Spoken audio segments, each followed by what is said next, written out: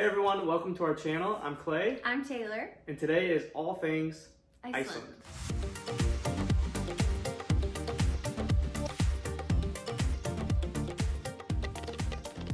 In today's video, we're going to go over three main things. First off, with our itinerary, with our favorites. And food. And what everyone wants to know, the price. If you're going to Iceland, our recommendation, we rented a camper van through GoCampers, and we decided that we would fly in, grab this van, immediately go ham, and travel the Ring Road, which is the outer main road of Iceland. And they picked us up from the airport, which was really nice, and then took us to our van, and then that's it. You're kind of just ready to go, and you're on your own once you arrive. And we were super tired. We were insanely tired. And so our plan from the beginning was to go to Costco because it's close to the airport, and we were going to stock up on supplies and get all of our goods. So we went into Costco right when we got there and got our goods. And I don't know if I'd recommend that unless you had a very specific plan, because I feel like we bought really random things. And they do have some different menu items though, so it's definitely something to check out. But anyways, our itinerary, we slept, got a nap in, and then we hit what's called the Golden Circle, I believe. No, we went to the Blue Lagoon very first. So we went to Costco, got our goods, got in the car, and went to the Blue Lagoon. That's something that's good to hit like right when you get there or right when you're leaving, because it is close to the airport, and it's not quite Reykjavik yet. Like you're in... Yeah, it's a little outside of Reykjavik, probably about 20 minutes. Right, so you're kind of working your way to the good stuff, but those good things are over there by the airport. And we went to the Blue Lagoon. The Blue Lagoon is worth the hype. Yes. It's definitely not our favorite spa, but we'll get into the spas, a whole video about spas next, so definitely check that out. You'd be surprised what our favorite spa was. Yes. But yeah. But the Blue Lagoon was really cool, and something unique about it that none of the others had was that they gave, at least, I don't know, maybe it was package we paid for, but we had the masks from like the... Yeah, you get 2 free masks free with your purchase. Yeah. And it was just fun. It was fun. It was cool. From the Blue Lagoon, we stayed in the Reykjavik campsite, which was awesome. Highly recommend. There's a lot of people there. All the campsites, most of the campsites in Iceland have little kitchen areas. They have bathrooms. Everyone's in there leaving, any food supplies that they had left over. You can kind of grab anything you want. It's really friendly. That was one of the main reasons we picked Iceland. It was voted like #1 safest country in the world. And it truly felt like that. So if you're thinking campsites like in America, it's not. And like a lot of people traveling are doing, if you do the camper van route like we did, they're doing like the same thing you are. So everyone's like in their travels, at their spot, in the campsites, whatever. But anyway, Reykjavik campsite was really cool. Then we started the Golden Circle next morning. Yes. And a couple things on the Golden Circle. We have the geyser, which is pretty popular. If you've been to Yellowstone, I'm sure you've seen them. I have never seen one before, so that was the first one for me. I have never seen a geyser before either. Yeah. It shot. It was higher and intenser than I was expecting. My favorite thing on the Golden Circle, Clay wasn't excited about this, but I think he liked it once we did it, was I made a tour for like to bake our own bread in the ground. And I don't know how to say it, but it was like the La Frontana bakery. That's definitely not how you say it. The La Frontana, something like that. Yeah, Iceland is very geothermal, heating from the ground with the volcanoes. So we got to bake rye bread in the ground and then eat it with some salmon on it. And like the butter. It was really good. And it was really cool. And like we walked out to the mud spot where they bury the bread every day, and like it was literally bubbling. Like the earth was bubbling. Yeah. And they said you could boil eggs in there. Yeah. We went to the bakery, and then we stopped at the Crater. One of my favorites. We're very good at pronouncing Crater Lake, something of the sort. And that was cool. You could like walk up and around, and then we actually went down to the bottom too, and there was like good little picture spots. And then there were multiple waterfalls, but I think we ended up skipping them because we were like excited for the waterfalls that we were going to do later on in the trip.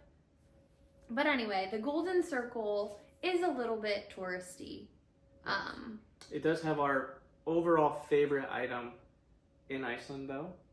Yes, but it's not even one of like the most talked about. It's not the most talked about. It is more of a hidden location that we found hidden gem. And it is a hike. So there is a natural hot spring. No idea how to pronounce it. Reykjavík. Icelandic people, I am so sorry. We are really bad at pronouncing these. Anyways, we noticed that it was a natural hot spring. That's all we found on YouTube before this video today. And we pulled up in our swim trunks, ready to go.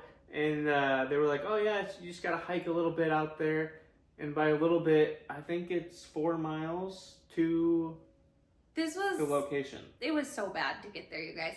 We pulled up and we could see the river, and I thought that was it. And so I had my wet swim trunks on, and I put my clothes on top of it, and I just thought I was gonna jimmy on over there. Was the hike that bad? No. I think it's because we weren't prepared. We were not prepared. However, when you hike there, it was rainy. It was like, honestly, like a Lord of the Rings kind of. It was the coolest views. The coolest views. It was so great. Lots of greenery. And when you reach the hot springs part, the closer you get to the end, the hotter it is. Mm-hmm. So you can kind of pick your temperature of how you want to bathe. Icelandic's a very bathing culture, which is really cool. And when we got there was probably only like 15 people up there.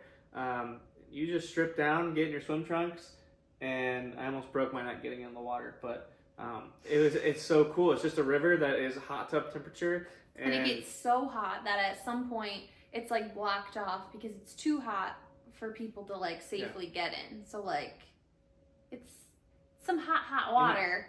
Yeah. And it was really cool. We're trying to find like cozy crooks in the rocks where we could just sit and let the little heated stream pass through. So here's a little picture of that. You can kind of see it's just a natural river. There is some people in here with us. But yeah, there's little wooden walkways along it. And just a really good vibe. You're in the mountains, in the greenery. So that was by far the coolest thing ever. Yeah. The hike alone could have been the coolest thing ever, and then the hot spring alone could have been the coolest thing ever. Yeah. And they were together in one. So number 1 recommendation for sure. Yeah. Moving on to my favorite city was Vik. Mm-hmm. Oh, wait, on the way there, you're close. On the way there, we stopped at the Skogar campsite, I think is what it's called. And it's actually at the basin of the Skogafoss waterfall. Yes, beautiful. Which was so cool. Yeah. Like something you'd see in like a calendar. And it was hard to believe that it's like where we literally camped. Yeah, like we opened our camper door. I got a picture in here of the waterfall. You can see it there. Just really cool. I mean, we're just cooking our food from Costco that we got and enjoying some sounds of the waterfall while you sleep all night. So definitely a very, very cool campsite. They come around, ask for cash. That was probably my favorite campsite. Yeah. There's a bunch of lupine flowers, which I absolutely loved, right out by the waterfall too. I forgot about that. Yeah. We also, one thing we missed that was probably our only regret from our trip was on the way to the Skogar campsite, you pass these like 2 other waterfalls. There's one waterfall and then you can walk behind and there's like another waterfall. A hidden waterfall, but we missed that. But don't miss it because it looked really cool and we were jealous. We'll put the name of that one on our links below as well. It's called Salandafoss. I think. Moving on to my favorite city is Vik. Yes. It is just driving into Vik. You go down and down and down, and there are just mountains on each side. You see the black sand beach. You see a church up on a hill. It's like a little small, like coastal town. Yeah, a little coastal town. The sand is black because from the volcanic eruptions over the years. It's just fantastic. You're whipping out all the Icelandic facts history that I learned when we were in Iceland. Yeah, the people were really nice, like explaining these things to us. Yeah. From here, we'll nail out some excursions we did. We went horseback riding. Here's a picture of us. It's our main profile picture on our channel here. Us on our horses on the black sand beach in Vik. That was fantastic. Really fun. that, like, you can't miss if you want to do that. Like, right in the town is this big old barn, and it says, like, Vic horseback riding. Yeah. Like, literally, the town is not big, and it's big and directly in the middle. And the Icelandic horses are, I've never been horseback riding, and they were so friendly, so fun. It was really cool. They let us do, apparently the horses in Iceland have, like, their own special kind of trot. I don't remember what it's called, do you? I don't know. But we did that Icelandic trot, and that was kind of fun. The horses, like, kicked their feet out. Remember? Yeah. Like this. It was a good time. The next morning we woke up, and we'll do a whole video on campsites because we can recommend a campsite there too. Oh yeah, we stayed at the Vic campsite though. Right by is our what it's called. School Beans Coffee, which we'll post a picture of too. But the next morning we woke up and we did a glacier cave tour. Ice cave tour. And it was amazing. It was a little scary at first. You take a souped up, what I think of like a Jeep Wrangler pretty much, out into Rogue One Star Wars filming location. Mm-hmm. And they give you some, I forget what they're called, spikes for your shoes to put on. Helmet to go into the ice cave. And here's a video of that. You can see the wooden bridge that we're walking over, holding on for dear life while we clip ourselves. Guys, they're like wooden planks you walk on are nailed into ice that is melting and dripping down. So like, there's no faith being had when you're walking with other people across. Yeah, I don't trust other people. That's my big thing. Like, I trust myself. I don't trust the planks. They're nailed into the ice. But anyway, the people we went with were so nice, and the company we went with was so great. So great. And we really liked that man. Troll Expeditions. Yep. We'll link that below. Use them. They were fantastic. So good. And the ice cave tour in general, also one of my most very favorite things. Probably number 2 after the hot springs. None of this is sponsored, by the way. Obviously, with our 0 subscribers here. So yeah, use just our true, genuine thoughts. Super fun. And then once you walk through the ice cave, you kind of get in, like, how would you describe? It feels like you're inside of a volcano. This ice cave is on top of Katla, like which the is moon. a volcano. Like, yeah, but you're surrounded by just like white wall, black and white. Because there's ash all over the ice from the volcano. We post a picture of it, I guess. Here's a video of the inside of it. This obviously is not. We're better at not describing it. You can just look at it. But that was so cool. Like, you cannot miss that. Yeah. One of our favorites for sure. And it apparently looks different. So we were in Iceland in the summer. So typically you can't visit the ice caves because of the melting of the ice and whatever. But this one you can visit year round. But apparently looks completely different in the winter. As far as I understand. Because the ice has different formations from the cold and the drips and whatever. Yeah. Another location right by Vic, just on the other side. You just drive a little bit. Dryhole. This is how it's spelled. It's actually still right before. Yeah, we went to Vic first and then went to Dryhole. But this is where you see puffins, which is what I wanted to see so bad. And there's specific times that you have to go, and we just didn't go at the right time. We didn't know. And it was crazy because someone on our ice cave tour was like, yes, we went there yesterday and we saw they said there were thousands of puffins running at our feet and yada yada yada, and we were so excited. And then we got there and there was not a puffin in sight, and we waited for so long and looked around everywhere. But still go there because apparently you do see puffins there, but you just have to look up the specific times. Got to go in the morning because then they go out to the. That's right. Early morning and then like later at night. Later at night too. Yeah. Little tidbit of info here. If you go in the summer, you get 24 hours of sunlight. Coolest thing I've ever imagined. Okay, so leaving Vic, which was amazing, wonderful, we drive on our way, and one of our stops was, I'm going to say this one, Fragdraddlesfur. That was awful. Canyon.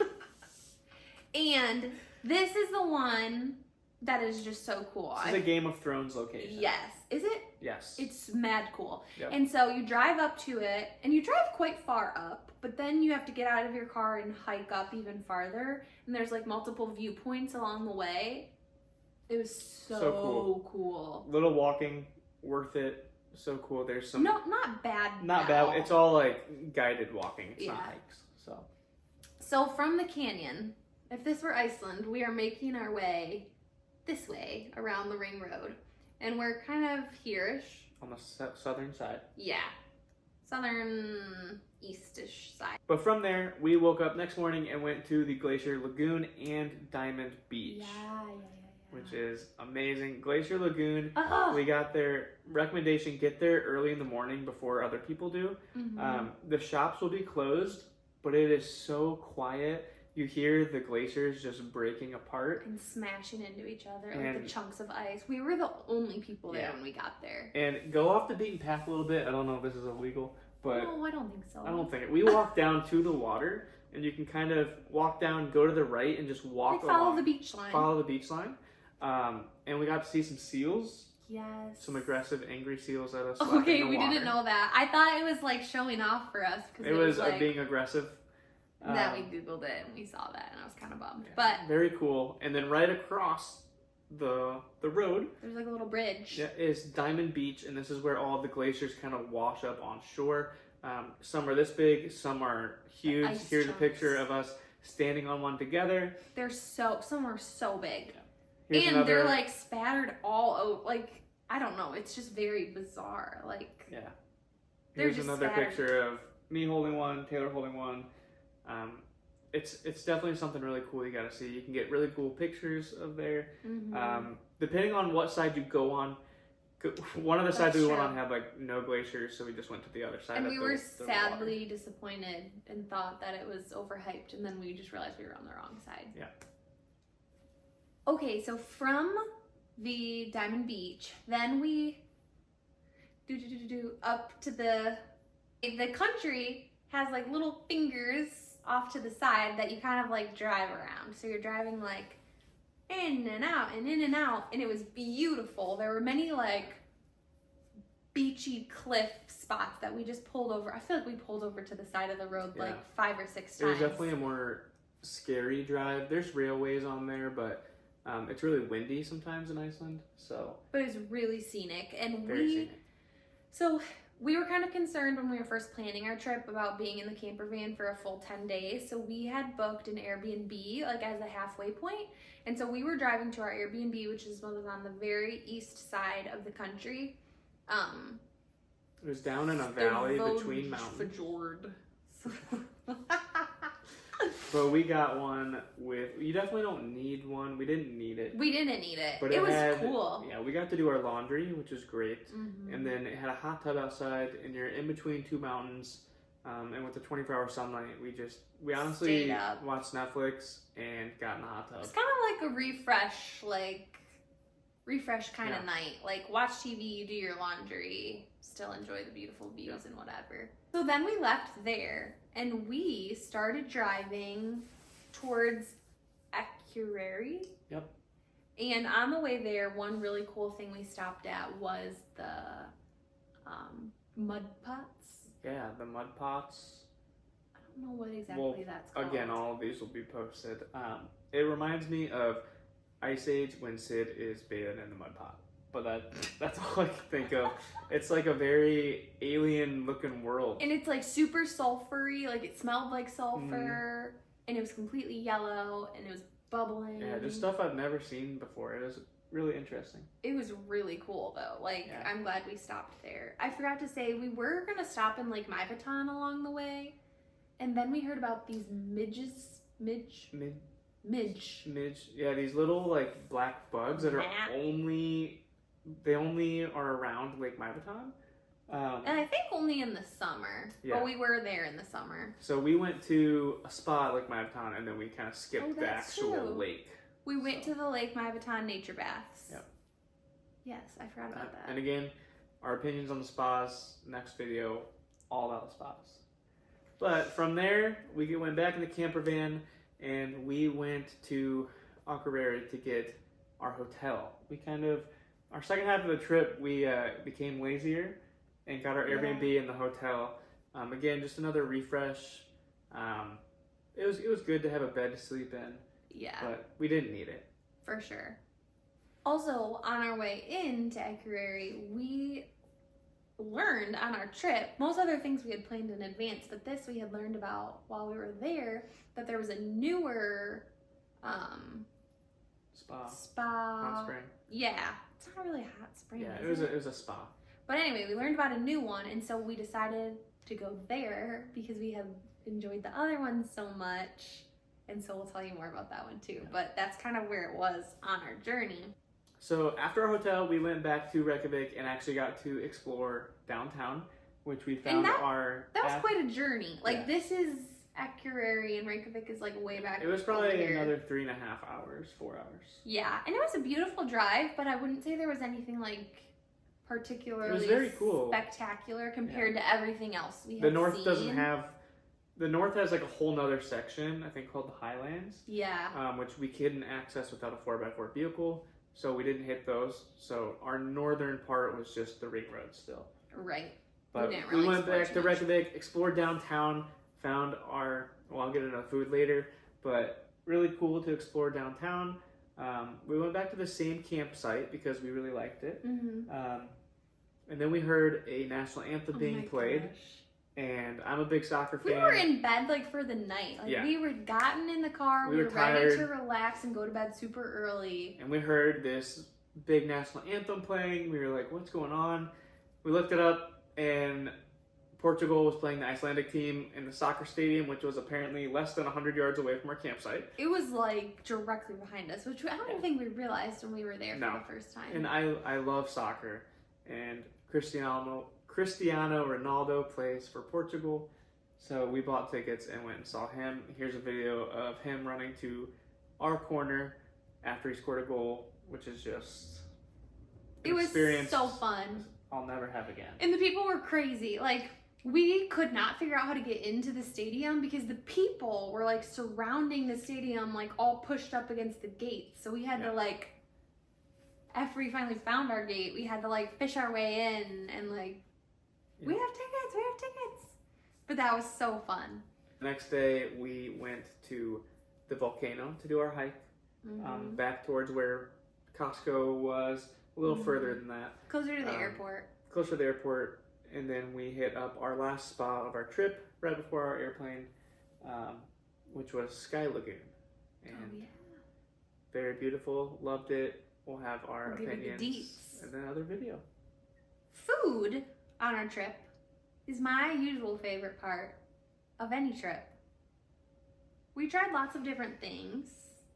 I wouldn't say anything blew us out of the water. Not sure that There's one thing that blew us out of the water. When you are in Reykjavik, there is a place called Sandhole. Oh, Sandhole. And it is a bakery. It is a coffee shop. It is a lunch plate. It is, if I could have one thing from Iceland in America, it would be Sandhole.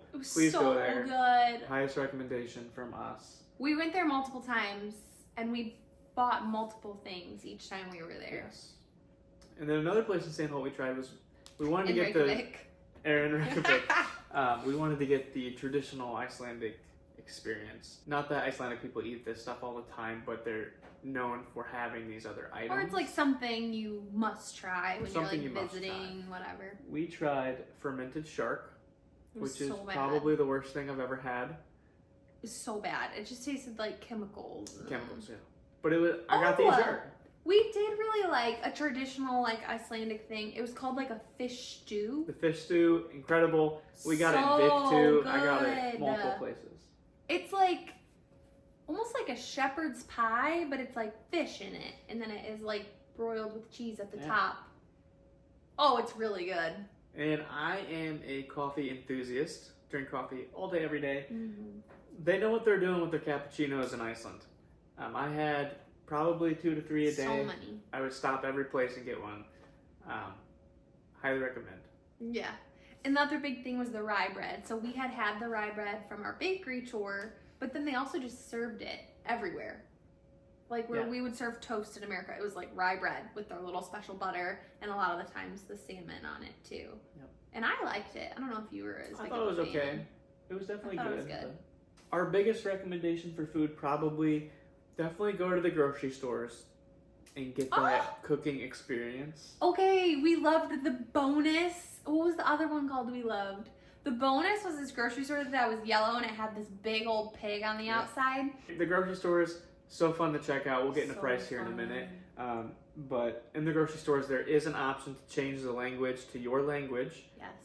Same with any like electronic thing. You just find the little flags at the bottom and click the English Our first flag. time we struggled, but we learned. We made it.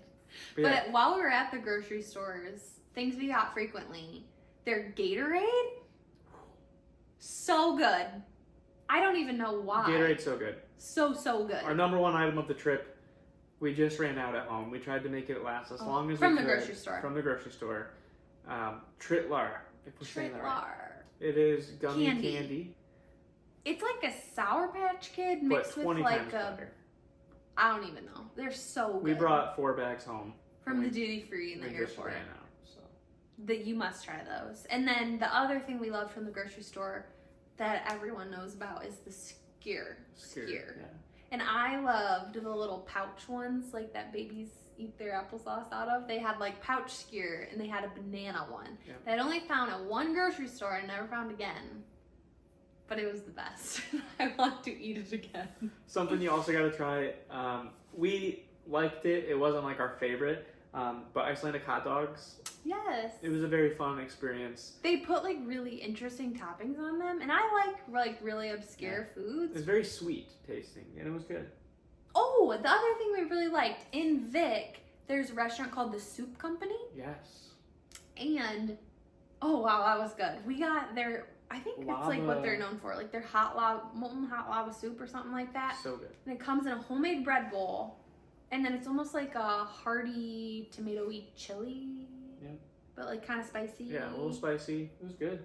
That place was good. I liked the overall, Soup Company. Vic has got it all going on. One more really good thing we ate, I don't even think this is like traditional Icelandic. It was just there and it was so good. In Reykjavik, there's this dessert place called Valdi's where you can get ice cream in like a waffle. Oh my gosh. It was so good. I had to convince her to go. I was like, ice cream? Like seriously, like let's get something more Icelandic. And it was so good. So we good. went there twice as well. All right, what everyone wants to know when they think about Iceland is the price. So when we looked this up, our main criteria was if it's safe. That's a big thing for us, especially camping in a van. And then we found out that it's like 3rd most expensive country in the world. Per our Google search. Per our Google search. I'm here to say that like I don't really think that. Yeah, it didn't. Just as a general statement, it like did not feel much more expensive than America. And like we live in Michigan, so like not even like an expensive state. Yeah, our flights total for both of us, I think we're around $700. Yeah, I think round they're like trip. $350 each round trip. Which I did learn in my planning too that Iceland is like the cheapest way to get to Europe. Like it's the cheapest place to